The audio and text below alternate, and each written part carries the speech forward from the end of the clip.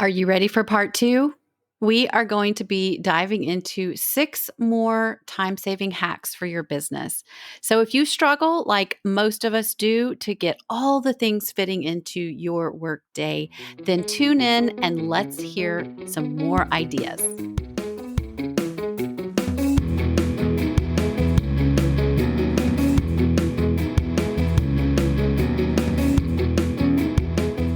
Hello, my creative friend. Welcome to Creatives on Fire. Are you oh so tired of the constant struggle to keep up on social media? Do you wish you had more time freedom to actually be creative?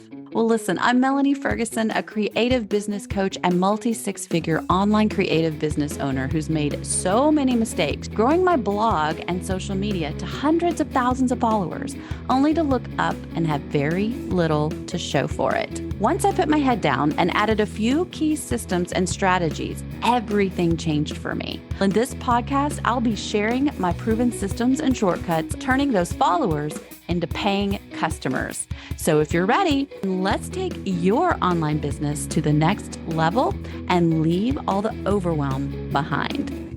Hey, Melanie Ferguson here. I have created a content planner for creatives that's unique to content creators. It's a 52-week planning guide and calendar designed to help you manage your time, help you stay organized, consistent, and really just know what to do and when.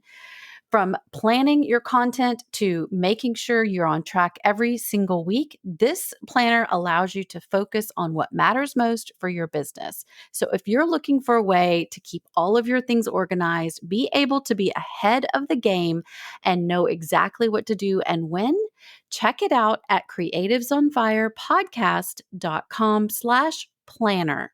That's creativesonfirepodcast.com/planner. Well, hey, welcome back to the podcast. I am so glad you returned, my friend. We are going to dive into part 2 of these 12 time-saving hacks for your business.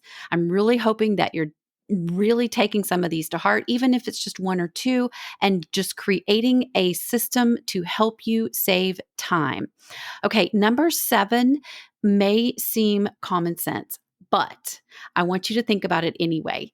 I want you to think about delegating tasks wisely. What do I mean by that? I mean, don't just say, oh, I'm going to let my teenager help me with this one thing. No.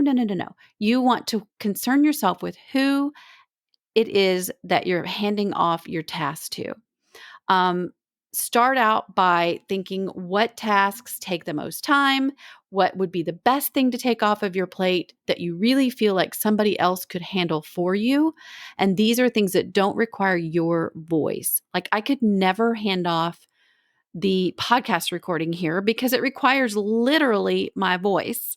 A lot of times, creating content requires your voice as well. Any talking head videos where your face is to camera, a live video, that requires your voice. But there are tasks like email and scheduling and, you know, marketing that can be handed off, but who you hand it off to matters. So I want you to consider delegating wisely some things that you could take off and should take off your plate. Now, one last caveat with delegating is I want you to um, make sure that what you are letting someone else do for you, you've done yourself. It's really hard to inspect what you expect if you've never done it. All right. And what I mean by that is if you hand something off to someone and they are doing it for you, say, for instance, your Pinterest account, if you're like, I don't want to work on my Pinterest, it doesn't require me specifically, someone else can totally do this, but yet you've never done it, how are you going to know what they're doing is correct? Sure, you may grow. But would your account have grown over time anyway? Would it have just grown without you paying them? You want to know exactly what it is you're handing off so you can go back and you can check periodically, and see that they're doing exactly what it is that you need done. All right, this is your business. You don't want to look up a year later and be like, oh my gosh, they ruined everything over on my Pinterest or whatever again. And because you didn't know what you were handing them to do. And quite honestly, you didn't know how to go back and inspect what you expected of them. All right, number 8 is to limit meetings. These can be Zoom calls, these can be groups that you're in. These can be anything that takes time from your primary goals. So if you are following along with us in your creative content planner, at the very beginning of the planner is the page for you to list your goals. I told you to limit them to about 4. And so this should be a great compass for you to refer back to. If you have scheduled something that you are putting in a place of priority that is not fitting into one of those 4 goals and moving you closer to reaching those goals, those, my friend, need to be canceled. If the meeting has a clear agenda and you feel like it is going to contribute to your productivity, that is something worthwhile.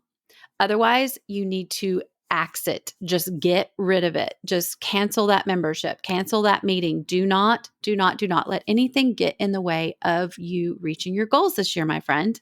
Okay, number 9, learn to say no if it doesn't align with these goals. So if somebody's asking you, hey, do you want to be in this collaboration?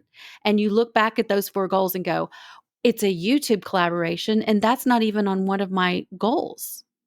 Then you just learn to say no. And you want to say yes. You want to say yes so badly to all the things with all the people because that is how our creative mind works. We're naturally people pleasers.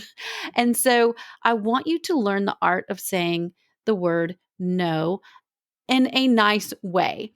Just I would totally, absolutely adore to do a collaboration with you. Right now, YouTube doesn't fit in with exactly where I am headed this year. But if there's any other collaborations, please bring them to me because I would love to work with you. So learn to say no to the things that don't fit in with your goals. And that includes little things like saying yes to, just a little promotion. So, for instance, for me, I get approached a lot of times with a bunch of emails from companies that want me to promote their product for them over on YouTube. And if I were to say yes to that, it would be something that would just make me little pennies on the dollar. But I would have had to spend the time to create that content and to put out that content and to market and promote that content. And so that is things that I've learned to say no to. I don't even look at those emails anymore. Now, you also might have a situation where you're offered product from a brand in order um, to promote their product. So that may be something you need to say no to if that product doesn't align with your business, number 1, and number 2, with your goals. So if my goal is to grow my say my home decor blog, but a beauty product reached out and said, hey, would you promote this lipstick for us? I might have to say no because it does not align with my brand nor with my goals for that year.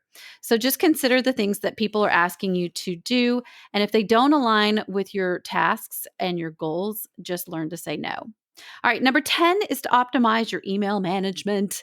I cannot tell you enough how important this is. I'm telling you, email will suck you in as fast as social media. I get at least 100 new emails every single day. And I am so not saying that to brag because that is nothing to brag about. That means I have signed up for way too many things and I'm on way too many lists.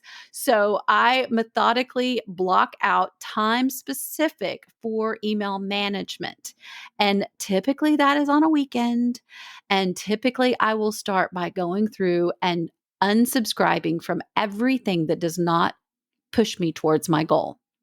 The other things that look intriguing, they go in a folder, and the other things that are timely get immediately addressed and responded to.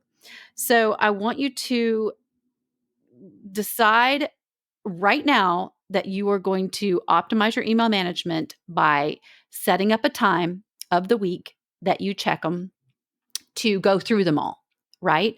Now, you might set up a time, obviously, each day that you're going to check them so that you're not going back and forth, back and forth. We talked about last week. If you missed the episode, go check out episode 127. And hack number 5 was to batch some similar tasks.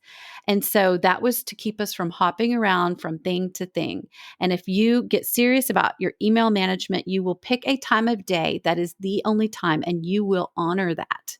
And you will not go check them every hour, because I promise you, you are spending way more time than you need going in there, looking at your email, and then you're getting sucked in. You're getting sucked into the other email. And then, oh, I just need to clean these emails out. And oh, if I just respond real quick. No, check them once a day, maybe twice a day tops. I like to do in the first thing in the morning and then later in the afternoon before closing time for businesses so that I can respond. And then along with that email management, I would say number 11 is to practice the 2-minute rule.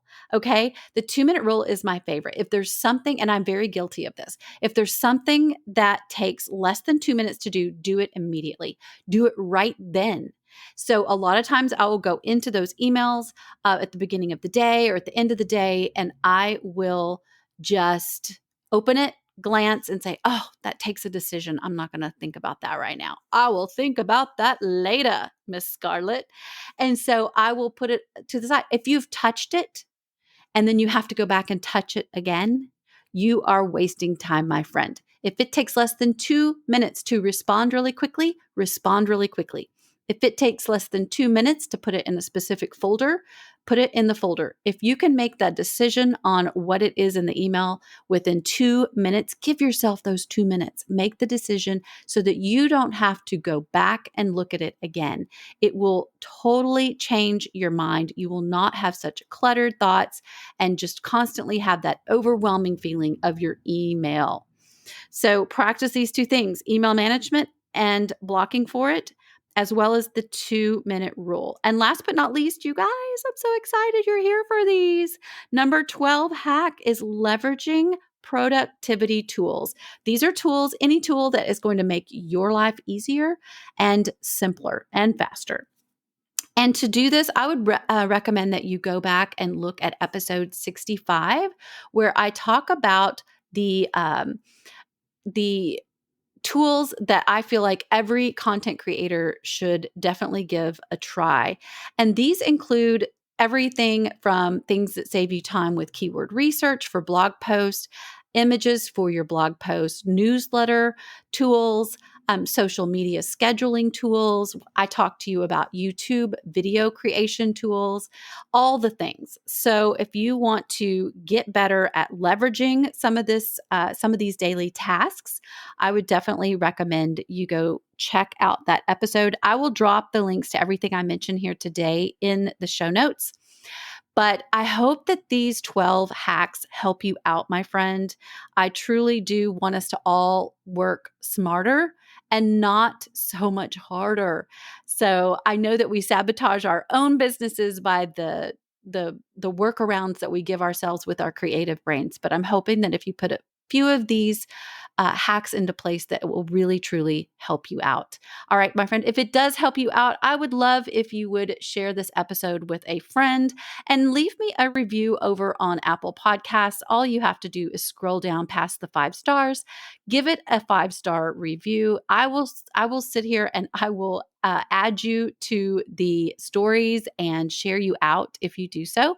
And just know that I super appreciate you every single time that you listen to one of these episodes. All right, my friend, until next time, stay creative. Thank you so much, my friend, for tuning in each and every week. If you learned something new or were inspired from today's episode, I would be incredibly grateful if you would take a minute and just leave a review. Bonus points if you share this episode by screenshotting it and tagging me on social at Creatives on Fire Podcast. I'll share you in my stories when you do. In the meantime, keep rocking your business and don't forget, no one else will ever be you. And that is your creative superpower.